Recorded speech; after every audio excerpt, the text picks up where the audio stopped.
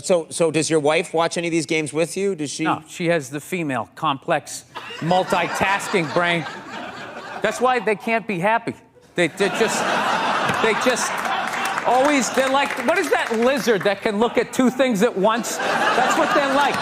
So they got the shoes they want, and then they see some other woman walking in going, oh, look at this skinny bitch over here. She thinks she's cute, right? And that's what I've learned. Oh, God. You know what makes women happy? Nothing. Nothing makes them happy, and that is why they are slowly taking over the NFL, because it annoys them that we can just sit there with like a pizza and a drink, like, that's not holding, and just be like, and enjoy ourselves. So you're saying that because you're happy that you think your wife and women in general want to take They're jealous of it.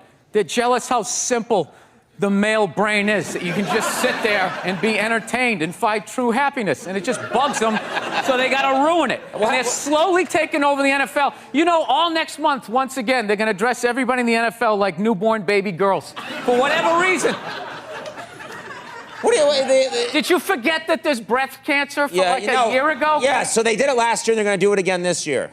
Yes, they're slowly gonna take it over, and they're gonna move us out. Because I'm telling you, I don't understand why they keep trying to go into a male football league. It's like, why don't you guys band together and start your own league? Get your own thing going. But I realize they don't want their own thing. They don't want their own shit. They want our shit. I don't know what it is. And I think it's because we're happy. We're just sitting there enjoying ourselves, having a good time without them. It drives them nuts. And they just got to go in there and ruin it. So they got women's basketball. They don't even like it. They don't even like most of them they don't even like football. Like, I don't get it. I don't get like the fascination. Like, if my wife is having like 3 of her friends over, I screw. I leave. I don't need to be there and ruin it for her. I know you guys. I'm going to change the dynamic because I'm there and you can't talk about 100% female stuff. Out of courtesy, I'm going to get out of there. I'm going to leave. But they can't do that, you're saying? One guy, one chauvinistic jackass up there understands what I'm saying. He's like Edison. I don't know. He invented all this stuff that everybody... What are you talking about? But did he? Did he sit down and like, I'm going to invent the iPhone, and just sat there soldering, possibly welding, right? Didn't he have like a crew of guys helping him out? Sure, maybe he did. So why, when he went to those nerd fests, didn't he have like a chorus of scientists behind him who helped him out too? He walked out like he was Tesla. Like tapping into electricity. I'm not with you. I think he just kind of like told people what to invent. Like he just kind of came in like, I want my whole music collection in that phone. Get on it! And then all these nameless, faceless guys made it happen. Yeah. And then they have the big nerd concert and he goes out there by himself. No belt, sneakers on. I just didn't buy it. It's a great way to tap out from the news and just, watch a game and get away from it. Now there's like all these causes are getting like attached to it. Like I was watching the World Series, and I'm in the middle of watching the World Series, and out of nowhere they have this moment, stand up to cancer. I'm watching a ball game, and all of a sudden everybody stands up holding up a sign of somebody that they either know that's dying of cancer or died of it in the middle of the game. It's just like, what are you doing? Trying to watch a game here, No, there's a time and a place. Look, I know somebody that has died of cancer. I would never go to the movies with you and in the middle of it hit pause and be like, oh, by the way, Conan, I know this guy. He died of cancer. It was horrific. I could have lifted him up off the sheet with 2 fingers. It was horrible. Hey, enjoy. Oh, by the way, I got molested when I was 9. Enjoy the rest of this. He didn't do anything to me. You know what he did for me? He raised $500 million for cancer research. That's what that lie did. Yeah, it was great. And everybody had the bands on. Remember the bands? Yeah. Sure. Right? That blocked out the sun, right? It wasn't to block out the sun. No risk cancer? Yeah. Now, the whole thing was annoying, and I hated how Oprah was interviewing him and acting like she was dumbfounded that this guy would do this. Like, she's been in show business for 35 years, and she can't, like, wrap her head around some guy doing whatever it takes to get to the next level. Didn't she, for the first 5 years, have, like, midgets who wanted to bang their mailman's boyfriend? And she didn't want to do it. She didn't want to do it, but she didn't have the power to say no, so she wrote it out. And then when she could make a good decision, she did a show. But she stood on the heads of those little people for 5 years until she got... And then she's sitting there across from this guy like, so how could you... You know exactly what he's doing. It's the stupidest thing I've ever seen. Look, the guy was a sociopath on a bicycle, all right? As far as I'm concerned, we got off easy. Yeah. If that guy was working for a corporation, he probably would have been pouring stuff in the water supply, doing God knows what. Just keep him on the bike. Just let him go up and down the hill. He's not hurting anybody. Not hurting anybody. He isn't. And the top 20 guys, like, all tested positive for roids. So our roided up guy beat your roided up guy. Okay? And those guys who run that filthy sport who was sitting there going like, oh, this is ridiculous. He doesn't represent cycling. Are they going to return all the money that they made off of that guy? Huh? They're going to turn in their yachts? They're not going to. They're not going to do it. Everyone turn in your yacht. Are you worried about him at all being in office? Do you think, does it concern you? I don't know. I feel like the president, you only see him like once every 3 weeks. You know? It'd be like if you were dating a chick and if she was a jerk, but you only saw her once every 3 weeks. There's like no way she could break your heart, you know? What? No, you gotta see. Immigration site to move to Canada crashed. Do you think people are going to really move to Canada? Do you think I hope so.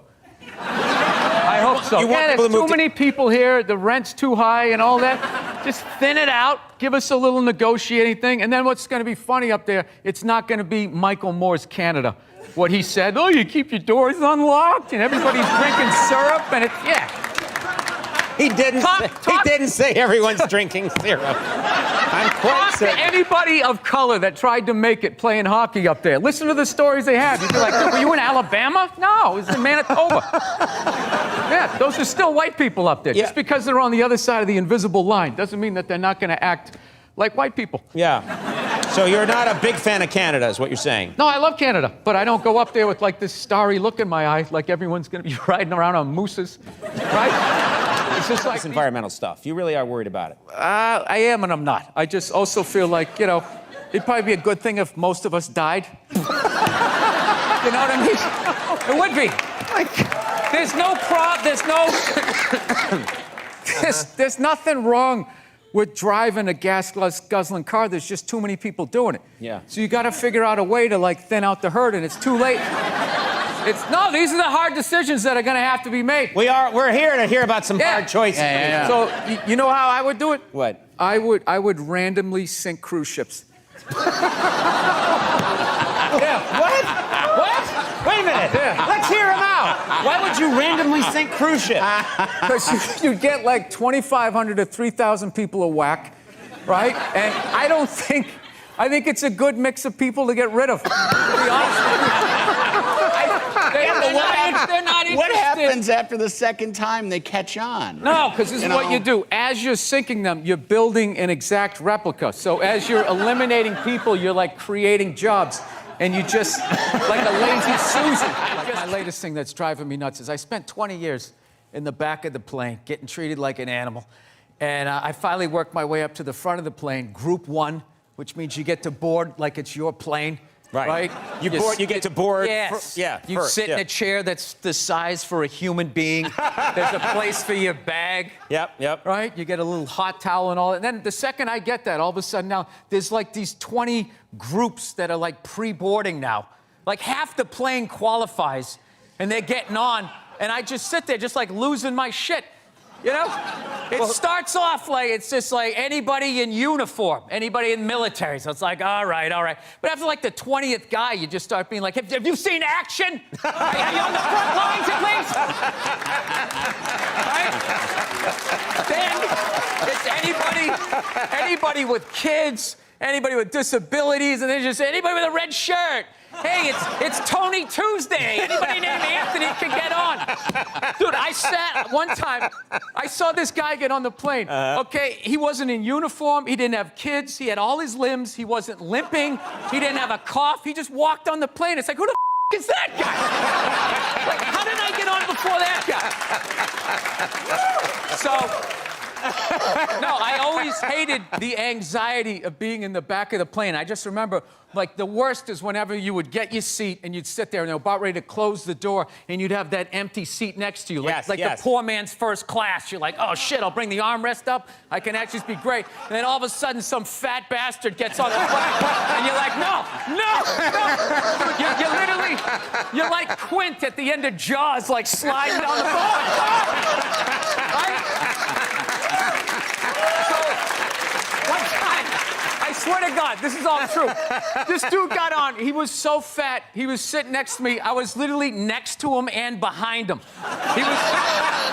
He like tried to make himself smaller, and he like folded his arm, and his lat came out like a, you know those old Western saloon things. I'm just sitting behind this thing.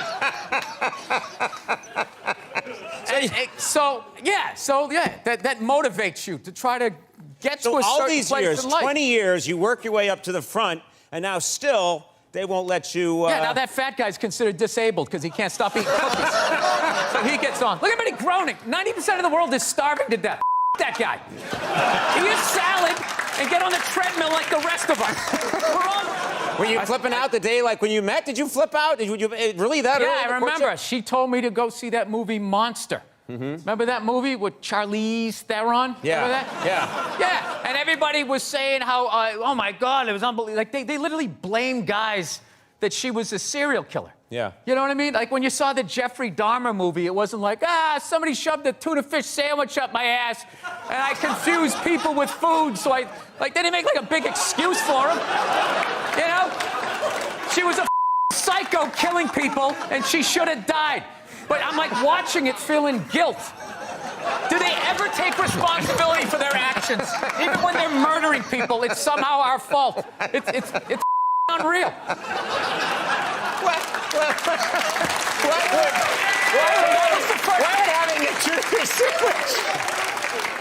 Why would having a tuna fish sandwich shoved up your butt make you want to eat people? Because another man did it. Right? So it's another person. So you equated, I don't know, sex with food? I forget how the idea went. But all I know is she laughed. When I said it, she was dying laughing and kind of saw my point. And I always hate when she says to me, she'll just be like, I just don't see where is that coming from? Where is that coming from? It's just like, honey, how many childhood stories do I have to tell you before you follow the breadcrumbs to the psycho that you married? I mean, did you ever take a psychology class like you didn't see this coming? Right. That's what it is. It's not that she says that I'm a jerk. It's just the nerve to be surprised. It's just like about annoying people. Like when people tweet, it's very easy to piss off one side. The art is you got to try to get everybody. So you tweet stuff like, Trump is such a dope, he's actually going to make me vote for a woman. Right? And then you just sit back. Intentionally. And you just watch them. You're like, that's what I wanted. That's what I wanted. You're mad that children are not being hit. There should be the threat of it. Half of it was just it was just your dad was acting like he was going to do it. He never did it, but your mother did. And because she was a woman, it was like, okay. Because it was like, hey, you let a girl beat you up, you kind of felt emasculated. Yeah. We had a rule, a lot of the stuff that I look at from when I was a kid that actually kind of made sense in a way would now be considered like abuse, I guess. Like when I was a kid, if you didn't finish your supper, as we called it. Supper, yeah. Yeah, my mother was just like, well, you're going to finish, she would just wrap it in cellophane and you just picked up where you left off for breakfast, like a blue-collar job. Like you take the shovel out of the hole and just start digging it again. So, yeah, I remember one night we had cube steaks, which is like one of the toughest pieces of meat. I don't know if you guys, everything's so like Asian-infused Wagyu beef. Everybody's eating that crap now, but cube steak was like, literally had to hit it with a hammer to make it like edible. And so we were having cube steaks, and I forget, my little brother was still in a high chair, and he couldn't finish his. So my mother goes, all right, we're just gonna have to eat it for breakfast. And that was like 8 hours away, which was like half his life. So he was like, all right, I'll take that deal. So the next morning, I remember we were having waffles. My mother always made Sunday breakfast. So we had all these waffles, eggs, bacon, this whole layout. My brother was looking at half-eaten cube steaks and a little mound of green bean casserole. And he looked at my mom, he goes, Mom, can I have a waffle? And she goes, no, you got to finish your supper. He's like, well, after I finish my supper, then can I have a waffle? She goes, no, that is your breakfast.